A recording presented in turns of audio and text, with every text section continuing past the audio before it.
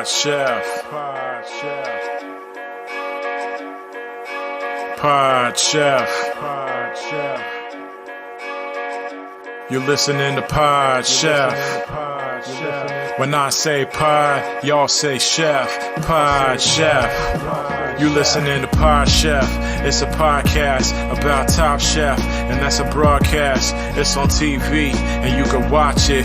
They hella deep, 20 seasons, that's a lot, kid. But you can skip those. We do recaps about the whole show. Not the food, though, but the other stuff. Yeah. You're now listening to Pod Chef, the only official podcast about the TV show Top Chef, with your hosts, Jamal, Brian, and Reeves. And I only said their first names because I don't know everyone's last name, and I'm trying to be polite. Now enjoy the show.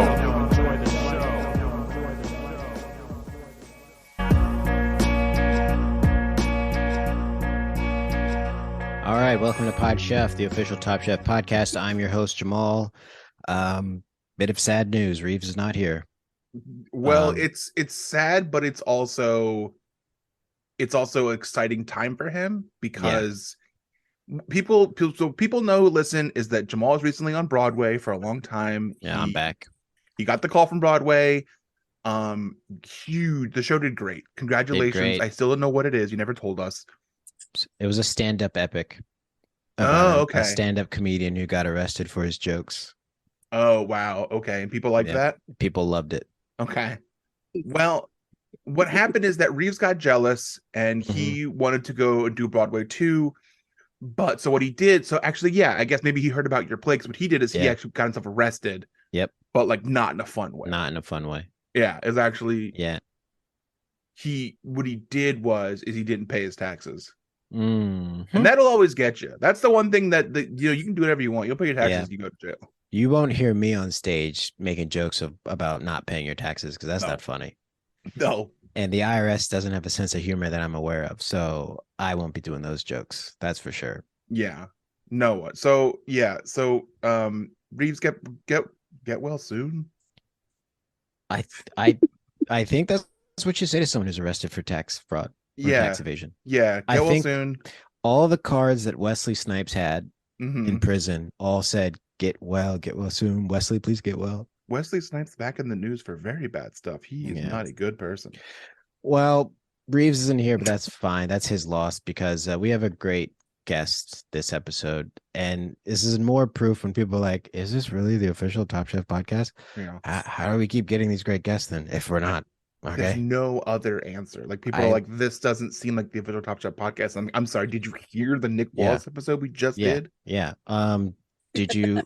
You're gonna hear this one. You're like, maybe they do have Tom Colicchio's phone number, and maybe Jamal does text him or message him on Instagram and say, who should I get next? And he's like, maybe the guest that you're gonna introduce right now. Maybe that person will be great. And maybe Tom does reply to everything Jamal sends with seat with a gift from Malibu's Most Wanted. Yeah.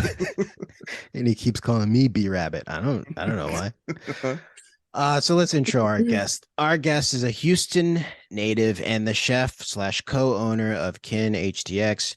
She graduated from the other CIA, Culinary Institute of America, the good CIA, and worked in New York City, honing her skills for Southeast Asian food and culture. Please welcome to the show a finalist from season 19 Top Chef Houston and the most photogenic website photos I've ever seen. Chef Evelyn Garcia is here. Hey guys, thank you so much for having me. Thank you for being here. Oh man, and I mean that. I looked at the photo. I was like, wow, this is very photogenic. I got to see these photos that I'm hearing so much about. I mean, I don't have to say for everyone. She has a great smile. Everyone's seen her on the show, so we all know. Oh, it's not working. Thanks, guys. So, first question is, take us back. Season 19, filming in the pandemic. What was that like for you? It was rough. I mean, it was definitely different. I think our experience, I know season 18 was a little bit more strict than our season, but we still had to follow up with protocols. Thankfully we didn't have to do like the 2-week was it like 2 weeks of just not like being locked up in your room, how the other season did. So we were just tested very regularly. And thankfully we did have our own rooms, which I'm grateful for that. Yeah. I Thank think it's goodness they had the stressful budget enough. for that. Yeah. Yeah, thankfully they had the budget for that, our season. Because I feel like, no, you have a lot to deal with, let alone, as an adult Yeah. sharing a room. You don't want to manage another adult. No, I don't need to hear what you sound when you sleep, Like, I'm good. So thankfully that was something they kept, that we were able to have our own rooms. But overall, I mean, I think it was a crazy experience. I think it's still competition. It's something that you try to mentally prepare, but you really don't know what's going to come your way. So you just have to figure out how to roll with the punches really quickly, and then cook good food. Well, speaking of rolling with punches really quickly, when you showed up, they make you team up right away and do a quick fire where you can't talk to each other. How did that I feel as a know. quick fire, as a ice breaking quick fire? Well, I cut myself in the first 2 seconds. So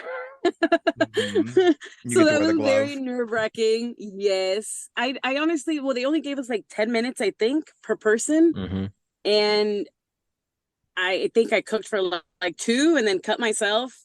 So then you have to wait for medics. So essentially I was just cooking with one hand while I was being taped up or whatever. I mean, it was like a nick, but of course it wouldn't stop bleeding. Yeah. And you can't touch anything once you've cut yourself. So I just standing there with one hand kind of sauteing with the other one as I'm getting wrapped up on the other. So I didn't do much cooking on the first round for sure. It was just more, I don't know. I was like, well, I have some ingredients. At least I was able to bring some ingredients to the table. And I think I I put something on a pan. I think that's as far as I went. Well, I mean, that's more than I would have done. So that was super hard. Had I nicked myself, I would have been like, owie, owie, owie. I would have needed the crying room. Yeah. Can we stop filming, please? Yeah. Oh yeah, the crying room. Whenever I'm on a TV show, I make sure there's a crying room. That's the thing that's on my writer. Yeah. Oh yeah. They say that any special room, request. Yeah, but also any room could be a crying room when you cry a lot, like I do. Yeah. So you kind of call your bedroom a crying room, right? Yes. Yeah. This is a crying room. My car can be a crying room. Train can be a crying room. Very portable, I see. Yeah. Yes. I can make it anywhere, Do you think, and I know we already talked about the living situation. I'll go back to it real quick. Do you think that because they don't seem to do that, they seem to have been only doing hotels individual rooms recently now too. Do you think that there's if you were a Top Chef fan before you going on the show, do you think you missed a part of that everyone in there together? We're all you get the MTV the real world lifestyle. Yeah, that was more of the reality, I guess, aspect of the competition. I mean, we did a little bit of it, but it was definitely not in front of cameras, because there just wasn't a space where we could really all be in one. And the space that they had created, that they showed small clips of, was separated from, it was it's kind of a meeting room or something that you could rent at the hotel, but it was separated. So it was kind of an ordeal for us to get there anyways. Honestly, our meetup was the hallway. That's where we would all just sit down and play Uno, and where we actually got to hang out, because we had a whole floor just for the anybody, all the contestants. So we were able to hang out on the hallway, and that was really our meetup, and where we could actually sit down and talk and chill. But it wasn't really much in front of cameras for sure. There is that part. Who was winning Uno? Who was really good at Uno? I don't remember. Man, we played it so many times. I was like, guys, I'm over it. Is that the only game they gave you? The only game they gave you? Nothing else. Wow. Yeah, it was literally nothing else. We had nothing. Jeez. They're like, yeah, here's some Uno. And I'm pretty sure someone requested it, honestly. It's not like they just had it there. So someone said, I can't do this not doing anything. Give me something. And they brought a deck of Uno cards. Uh-huh.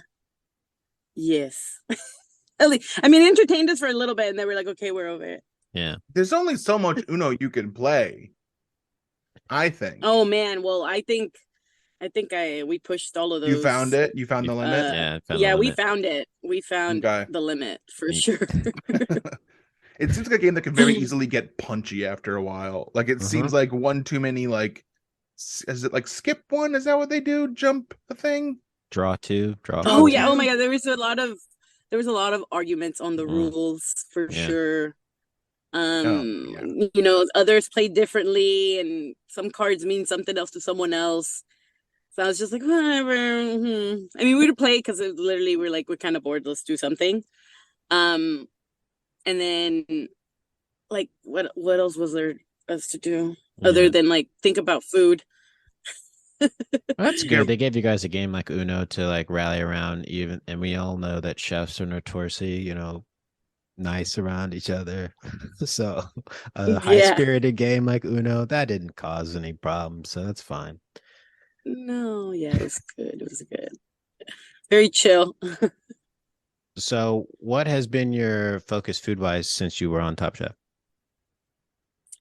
Well, I just opened a restaurant about 2 months ago. So that's been a lot of my work for sure. I live there currently, I feel like.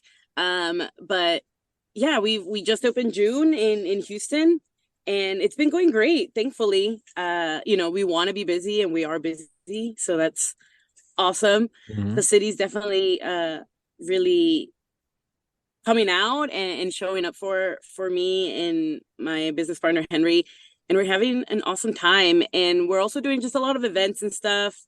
Yeah, I'm just trying to showcase Houston some more and doing some other stuff outside of the city as well. But yeah, definitely the restaurant's like my number one baby right now, so that's taking a lot of my time and energy.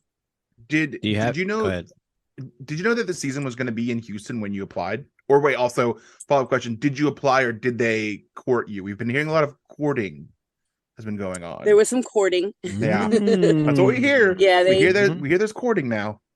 Yeah, they reached out. They definitely reach out to past Top Chef contestants. They're like, hey, do you want to nominate someone, or is someone we should look out for?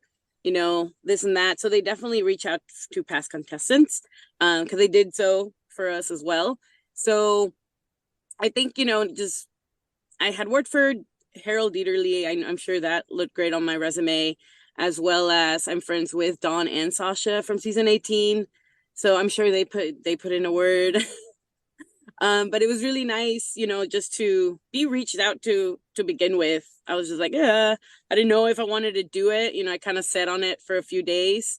I was already in the process of this restaurant. So I was just like, do I have the time to step away for 2 months, you know, while all this is going on? And I mean, I made time. I was like, you know what? Sounds like a good option for me right now, especially since I'm opening a new restaurant. And, you know, that was just gonna, without knowing the outcome, I knew it was gonna put a lot of eyes on what I was doing. And, you know, obviously I'm super proud and so excited to have this restaurant finally open. So I knew it was gonna be like a good thing no matter what. And I was just gonna try to do the best of it.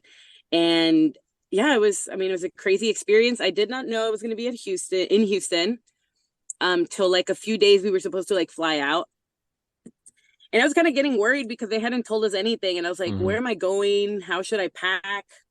You know, I'm supposed to pack everything in like 150-pound luggage. What do I need? I didn't really know. And then when they called me to let me know, well, they kind of like made me guess. They're like, what do you think it's going to be? I'm like, I don't know. It could be anywhere. You know, like you guys go everywhere. I don't know. And they're like, well, it's pretty close to you. And I'm like, well, I knew they had done New Orleans. So I just look over to the other side. I was like, New Mexico? I don't know. Like, that's pretty close. And she was like, no, actually, it's Houston. I'm like, my first reaction was like, holy fuck. Pardon my French. I was Please speak French. I was just like, holy crap. And first thought, like, just terrified. I was just like, holy shit. Like, okay, I'm from Houston. Am I the only chef? Is there someone else involved? What's going on?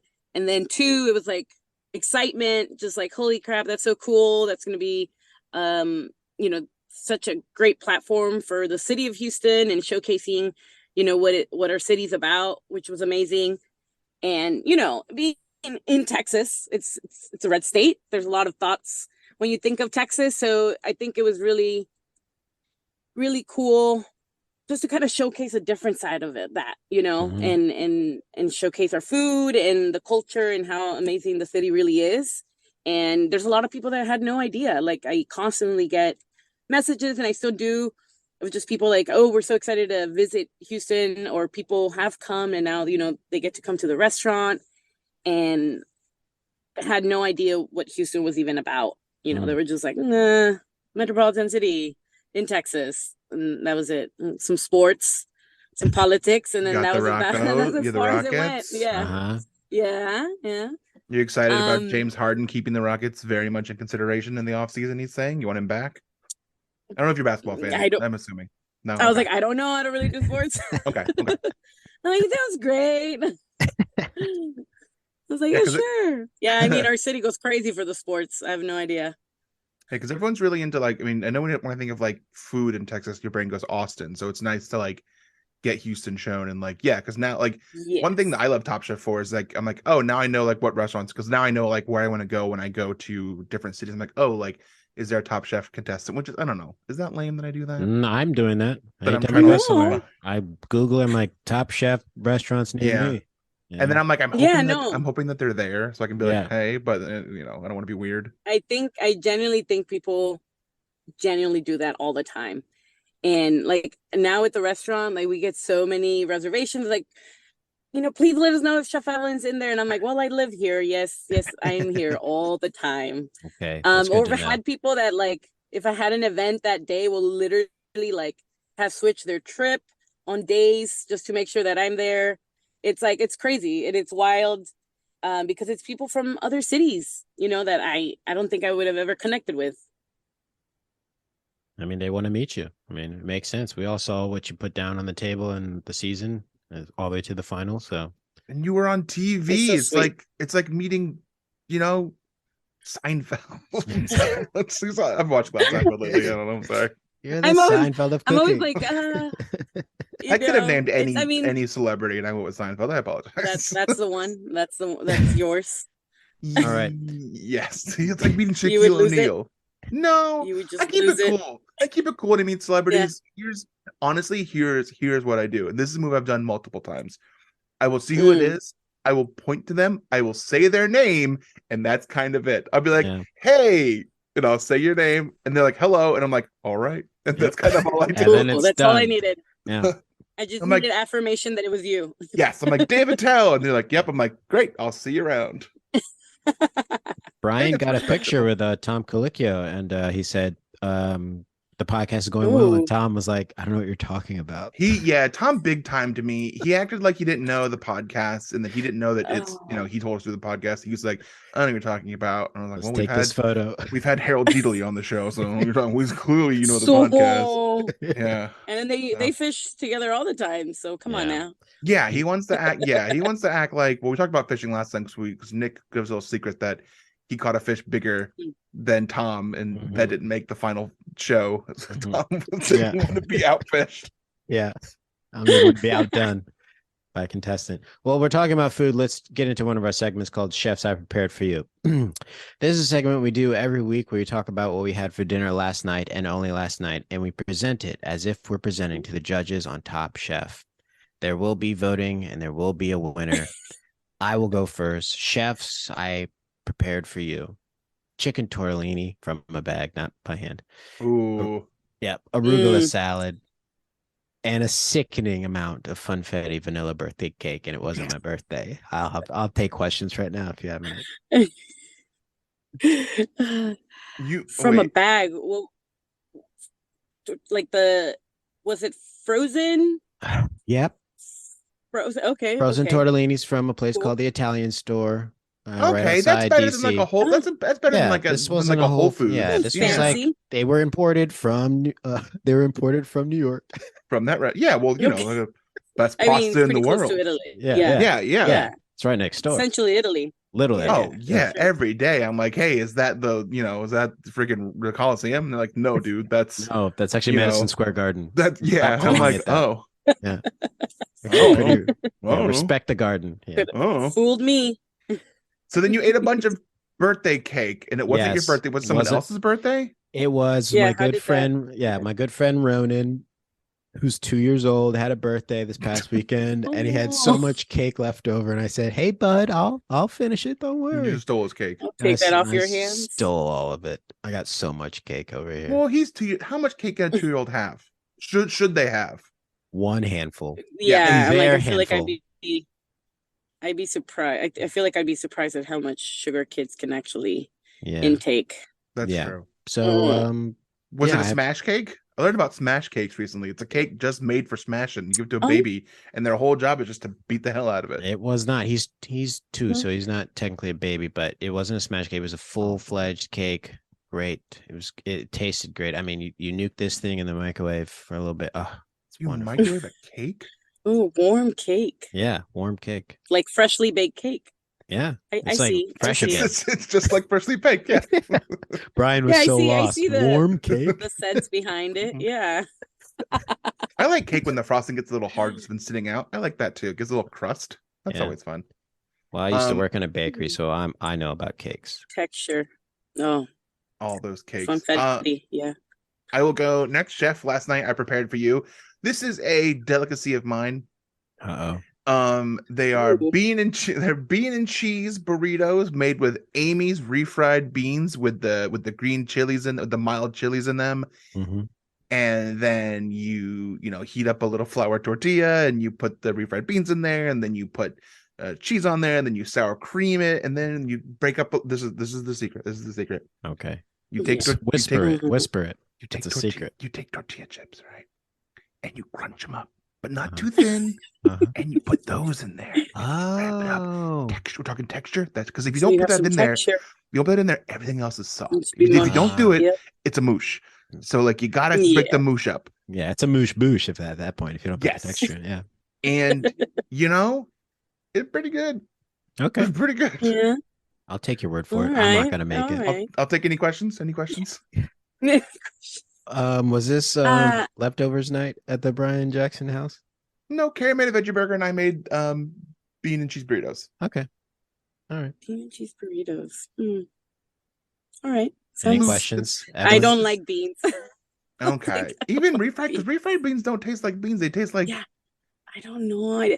Well, maybe I'm Mexican Salvadorian, so it was raised like it's beans on like breakfast, lunch, dinner. There's always beans, so I feel like I was I just had them too much. and it's I like don't know. Wow. you And I'm in you know- Texas too, and people Yeah. love bean and cheese Yeah. burritos. Like, So the Is it third too much host who's mush? sorry, go ahead. no, you're good. Oh, so I was saying the third host who's not here, his significant other was raised on rice so much that she does not like rice anymore. Oh man, I don't know about rice. I don't know about giving up rice. Yeah, tell me about it, right? But the beans, I'm like, I normally skip, but the rice, that one's hard. Yeah, get those It's hard beans to out of give here. up. Bring the rice in here. If Yeah. anything, combine the two. Yeah, Yeah. it's better. It's better. All right, what'd you have? Oh man, what did I have? I didn't make it myself, but I had that because it was family meal at the restaurant. So, chef, what someone made for me, Mm, yes, was chicken parmesan with smoked Gouda and some Wow. fresh. Yeah, it was some pasta in there. I mean, it was like penne pasta from the box, but it was pretty good. And they did make the tomato sauce, so that was Wow. nice. That's what matters. Yeah. Yeah, Chicken that's parm. chicken parm. It hit the spot. It really did. Sounds like it. All right. Love And a in our nice- kitchen, also I'll give them credit because I didn't make it. It was my line cooks, but I give them credit because other than the pasta was boxed, but they made the breadcrumbs, they made the sauce, they breaded the chicken, they did the whole thing. So Yeah. it was They really went all good. out. That sounds like a lot. Yeah, I mean, pasta's hard, and pasta's hard to make. And in my opinion, this is completely. I'm an idiot. Is that like it tastes the same? You know, there's not that much difference between like fresh pasta and box. I mean, like yeah, but like I'm an idiot, so I don't. I mean, there's a little. There's a slight little difference. bit. It's Yeah, slight just a difference. Slight but I'm in texture New York, profile. so like the box's pasta tastes better too here. I'm in New Jersey. Yeah. I'm sorry, I'm not in New York anymore. True. But also, I think there's a time and a place when like fresh pasta, like, yeah, that should be part of the dish. And then there's sometimes where, you know, the box pasta just is better for that dish. Yeah. Yeah. Okay. All right. We're going to vote now. We're going to vote. There are rules to voting. There's rules to voting, Evelyn. Whoa. Like in this democratic American society politics. we live in, you cannot vote Very for much yourself. so. Can't vote for yourself, just like in America. Just like in presidents can never Like vote in for themselves. This is what President Biden wants. He wants us to vote, but not vote for ourselves. Yeah, we can't vote for ourselves. So I'll go Got first. I'm going to vote for Chef Evelyn Garcia. Ooh, okay. Ooh. Gosh. Chicken parm. Jamal. Yeah, I like chicken. I mean, again, I'm in New Jersey, which is the most Italian place in the entire world. Everyone thinks they're Italian here. More like chicken charm. You know what I'm saying? Yes, I do know what you're saying. All right. I'm gonna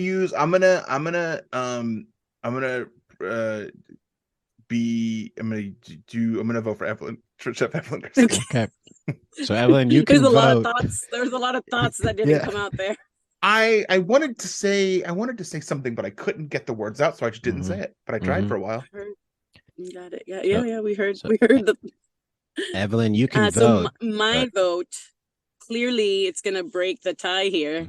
Yes. I mean, I think it's it's gonna be the tortellini and sasori. Wow. Oh, because you don't like the beans at all. I guess that makes sense. I don't like the beans. Yeah, you put That's too the only many reason in that there. I lost. That's the only reason because the beans. Other than that, great meal. Fantastic. I did enjoy the addition of the crunchy tortilla chip because texture. You can use that in June, and I won't even take credit for it. If you put that in June, I won't tell anyone that I gave you that idea. I forgot to add that there was a garlic what's it called? Compost? Yeah. No. No. Wasn't trash compost garlic. one thing. Compote tends to be like a berry compote or something like desserty. Yeah, this one was a garlic one. A garlic compote? Garlic one. Yeah. It was very good. But it doesn't matter because Chef Evelyn won. Yeah. Chef Evelyn won. So congratulations. For the dish I didn't cook. Yes. Congratulations. Happens all the time. Happens all the time. You win immunity from this podcast. And... You don't have to ever come back again. You don't have to come back. Okay, I was going to say, I was like, is that when it went? Yeah. Oh my God, the excitement. Well, Jamal, it finally happened. I was at my boxing class and I got all my teeth knocked out. Only a matter of time, Brian. Yeah, that's what I get for not covering my face. Yeah. This is going to mess up your food situation, though, isn't it? It would normally, but actually I just got the BlendJet 2. What's the BlendJet 2? It's a portable blender and it's small and quiet, but also it can like cut through ice and frozen fruit, which is good because I'm putting entire meals in it. I'm putting like a burger in it and then blend it veggie burger. And then I could eat, because if I didn't have this, I would starve.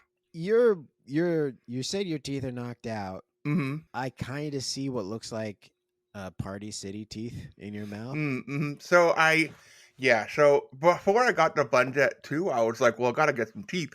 But I had to return. Actually, I had a werewolf mask I had to take back. So I figured I'd do a two birds, one stone. I think you're fine, because if what I know about this is right, BlendJet 2 is portable, so you can blend up a smoothie at work, a protein shake at the gym, or even a margarita on the beach. I mean, it's small enough to fit in a cup holder, but powerful enough to blast through tough ingredients, like you said, ice and frozen fruit with ease. Mm-hmm. I mean, I was reading the other day in a pamphlet that BlendJet 2 is whisper quiet, so you can make your morning smoothie without waking up the whole house. And you can't do that now because you used to do that talking. But you I wake up the whole house no matter without a loud blender. I do it, so it's good now that I have this to be whisper quiet.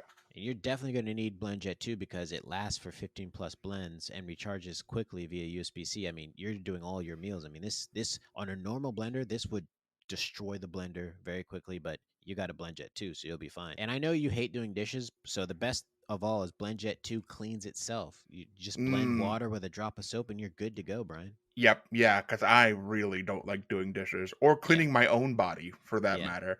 And the one that I got, it's this beautiful green color. They have so many cool colors, but the one I got was green because green makes me think of food. Green makes you think of food. Mm-hmm. Okay. Any particular food? Money. Well, I don't know what you're waiting for. You should probably go to blendjet.com and grab yours today. And be sure to use the promo code PODCHEF12 to get 12% off your order and free 2-day shipping. You know, no other portable blender on the market comes close to the quality, power, and innovation of the BlendJet 2. They guarantee you'll love it or your money back. Oh, I thought you were going to say the last part, but I just realized you can't really talk very much. So that's kind of... It hurts to talk. Yeah, it hurts to talk. So you know what, Brian? Blend anytime, anywhere with the BlendJet 2 portable blender. Go to blendjet.com and use the code PODCHEF12 to get 12% off your order and free 2-day shipping. Shop today and get the best deal ever. I'm going to call you a dentist. Okay, well, let them know I don't have any money because I ate it all. We should have ended on my line about the dentist. PodChef. So I have a question. How hard was Restaurant Wars? Oh my God, it was so hard. I was genuinely, I think that out of, like, obviously mentally you're like, yeah, hell yeah, I'm going to get far in this competition, or at least you try to tell yourself. But I was genuinely terrified for Restaurant Wars. I was like, man, if I make it that far, I'm so scared. And yeah, and then being there, and then Jay was the first one that got like her first pick. And I was like, oh, she's totally gonna pick me. I already knew it. I was like, she's gonna pick me. And I was like, man, I don't know. She probably thinks I have a plan, but I have no plan. I was like, God. So that was so hard. And I think, I mean, I've been in the pop-up world for a few years now before opening the restaurant. And pop-ups are hard, right? Like you have to come up with stuff out of nothing, outside, inside. Is there electricity? Is there not electricity? Like there's so many variables with pop-ups and doing events around town and stuff. So there's like I feel like there's like a bit of some sort of kind of knowledge, right? To creating something really quickly and executing it really fast. But Restaurant Wars is something else. I mean, you have to make decisions so quickly, and you all have to be on the same boat because you have no chance to even have like a freaking discussion. Everybody just has to agree really fast. It's either yes or a no. It's either green or it's blue. Like, it's just so quick. And I mean, they have you like literally go like concept. I think they gave us like 10 minutes to discuss what the concept was going to be. Which is like, I vomit, right? Like super quick. Like I'm making life decisions in like 10 minutes here. Like it was just so hard. And then you go right after that, you go into like logo design. And then you're like, I don't know. Like, I don't even know what this thing's going to be called. Like, it's just so crazy. And then they're like, here, go choose your flowers. I was like, it's just so like, you feel like you're out of breath. Like it's just so quick. And they're like, okay, here's another 15 minutes. Go choose your plates, silverware, chairs, tables. It's a lot. It's just so, I was just like, honestly, I felt like I was just getting like punched. And I'm just like, I can't do anything. I'm just like going with the motions. And then we're hoping that like, you know, everybody's happy with what's happening. You're just trying to do the best. I think with my team, oh, and then too, in my head, I was just like, don't be the executive chef. Just don't be the fucking executive chef. Don't do it. Don't do it. Don't take on that responsibility. Don't do it. Just coast through was my process. And then with my group, like there was like, other than Jackson, that was kind of like, oh, I have this idea. We're like, okay. We just went with what he said. But he was like he was like, oh, I do front of the house, whatever. And I was like, well, there you go. You're front of the house. Cause I have barely an experience with front of the house. I wouldn't even know. Now I do it in my restaurant, but it took some time to learn. You also have to. Everyone's coming to see you. Yeah. Yeah. Also, I have to be talking out there talking to people. But then no one else was kind of like, yeah, and I was just like, God damn it. I was like, fuck, I gotta take on, like, someone's gonna have to, and no one's doing it. I was just like, all right. So I kind of like just fell into it. And then I was just like, okay, what I'm trying to do is just try to put out the best food I can possibly, and then assist everybody else as much as I can. with everything that was going on so quickly. So yeah, it was just so rough. That was rough. I don't think I actually watched the episode once it aired. I literally I wanted to vomit just thinking about it again. Just wanted to lock I it couldn't away. watch it. I watched all the episodes. I think Restaurant Wars I did not watch because I would do little with my family and stuff. We would do little get-togethers. So Restaurant Wars, I ignored it. I was just it was playing in the background and I was just not paying attention because I just didn't want to remember that whole experience. And then finale, I was just I don't want to watch it ever again. But it was very intense. Yeah, for sure. It's just so fast. Well, your run is a good run on Top Chef to watch because you only finished low in the bottom 3 twice in the whole season. So yeah, thankfully. Yeah, I mean, and I feel I know that I think someone told me not too long ago, they were like, "Oh, well, you never heard Padma tell you to pack your knives," and I'm like, "Oh, thank God, I never did." I was like, "Oh, I never thought about it," and then I'm like, "Well, thank God," because that was hard. As well as you feel like you're doing in the competition, I felt like I was bottom the whole time. Really, not once that was I feeling comfortable or every competition I was just trying my hardest on everything. Not once did I feel confident 100 oh yeah, I got this. Not once. Even if they're like, "Oh, you were doing so well," and I was like, well, inside it did not feel like that. I guess it's good that you didn't have to be told to pack your knives by Padma because I heard that what she does after she says it is that she literally walks you to your knives and makes you do it on the spot, and she's like, "Do it now." And you're like, "Well, no, I want to." And she's like, "Do it right now." Yeah, and she's like, "Don't cry, don't you cry." She's like, once I heard Padma say, she says, "I'll give you something to cry about." Oh no, thank you. You definitely do it. No, I rather hear pack your knives than let me give you something to cry about from Padma.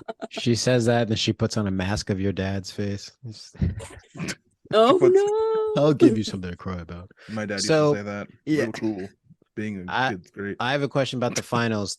Were any of the dishes you made in the finals dishes that you're like, okay, I'm only gonna make these if I get to the finals?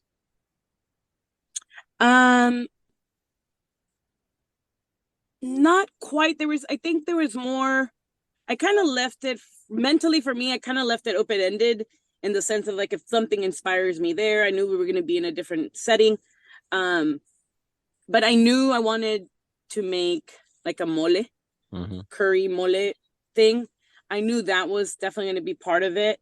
And then the crudo dish, I had an idea for it, but it was kind of open-ended. It could be whatever fish or whatever. I knew I wanted those 2 dishes to be part of it. I kind of left it open to whatever would inspire me there on the we were in Arizona. So I was just okay, I used nopales. I used a lot of different chilies because there was a lot of things I hadn't even seen here in Houston, in Texas. So I kind of left it open-ended for me to be inspired by my surroundings too. Any of those dishes make it to the restaurant? Let me see. I have pieces of things. I don't have the complete exact dish.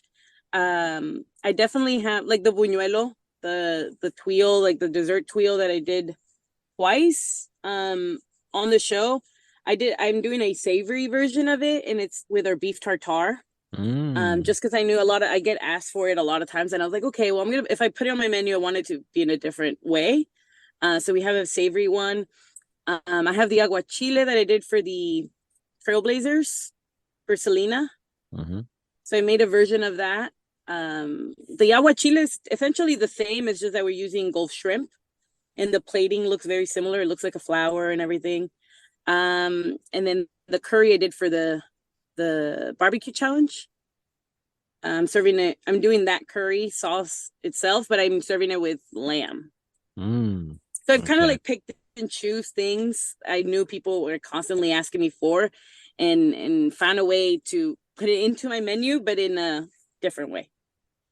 Yeah, I got to get to Houston. Yeah, I hope Okay, you try Houston this sometime. curry. I've had the menu up the entire time we've been talking. I keep like looking. I keep like glancing over. Oh yeah. I love looking at menus. Oh, I love looking at menus so much. That's his original social media.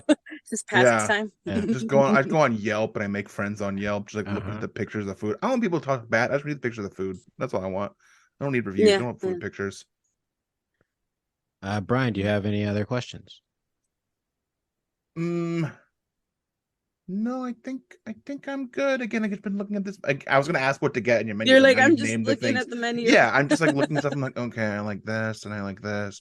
Yeah, And there's some cute pictures in there too. alcohol-free cocktails, which is great. I didn't even scroll down. Yeah, we have to a the beer desserts. and wine and sake cocktail menu.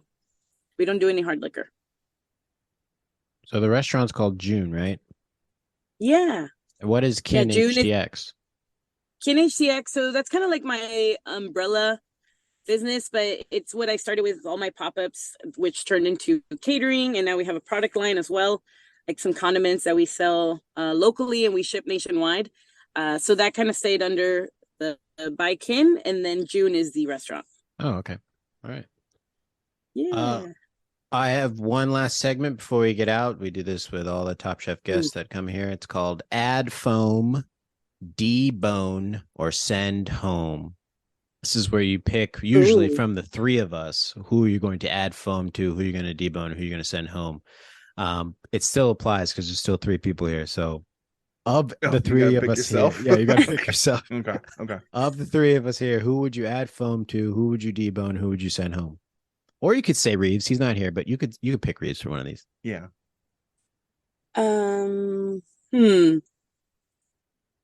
I okay, add foam, debone, send home, or send home. Okay. Well, let me see. Well, the one that's not here, he's already sent himself home, so I think he made my job easy there. Okay. All right, Reeves sent home. Thank goodness. You're like, oof, that guy. Yeah. Let's see. Oh my God.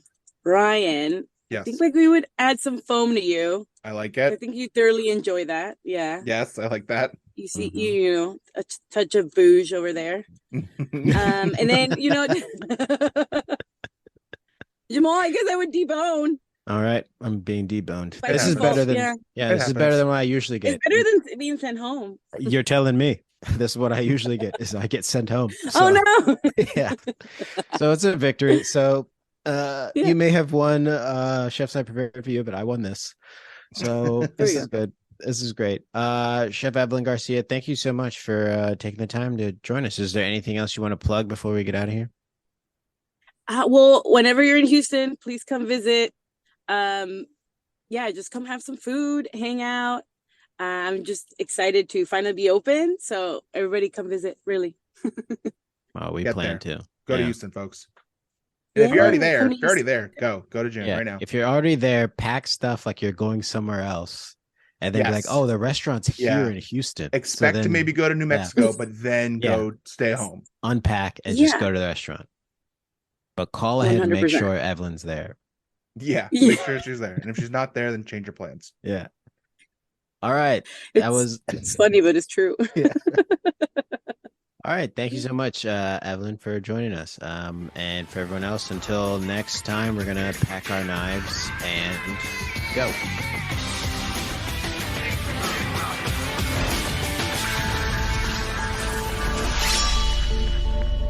This is fun. Absolutely. This is great, guys. You guys got something here. This is fun. Nice.